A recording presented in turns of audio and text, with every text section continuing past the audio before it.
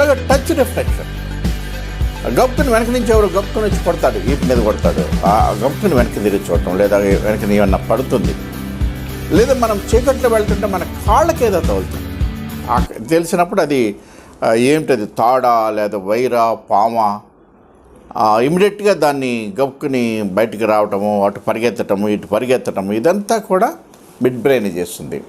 అయితే చేసే టైంలో మన బాడీ ఆ పెర్ఫెక్షన్, ఏ పార్ట్ ఎంతవరకు కదలాలి, చెయ్యి ఎంతవరకు కదలాలి, కాళ్ళు ఎంతవరకు కదలాలి, ఎంతసేపుగా మళ్ళీ వెళ్ళి ఏదో పెనం మీద నుంచి పొయ్యిలో పడ్డట్టు కాకుండా the best way, the robotic perfection అనమాట, అలా చేసేది బెస్ట్ బ్రెయిన్.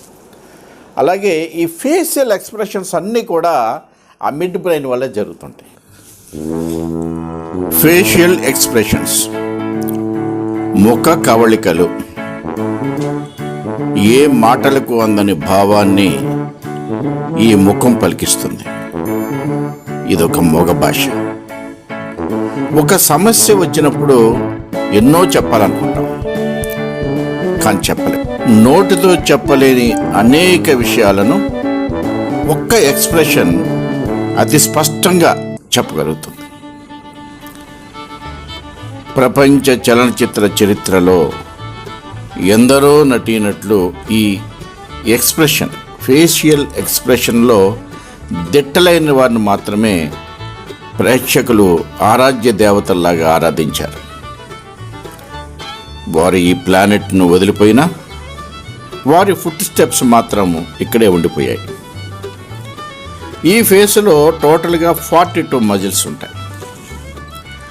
గొప్ప గొప్ప నటీమణులందరూ ఈ 42 మజిల్స్ను పూర్తిగా వారి కంట్రోల్లో ఉంచుకుని నటించిన వారే.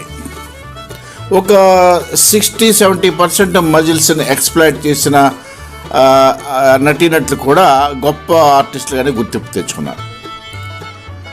సామాన్య జీవితంలో కూడా ఈ ఫేషియల్ ఎక్స్ప్రెషన్స్కి ఎంతో ప్రాధాన్యత ఉంది, ఎంతో ప్రామినెన్స్ ఉంది. ఇది ఒక పవర్ఫుల్ కమ్యూనికేటింగ్ వెపన్.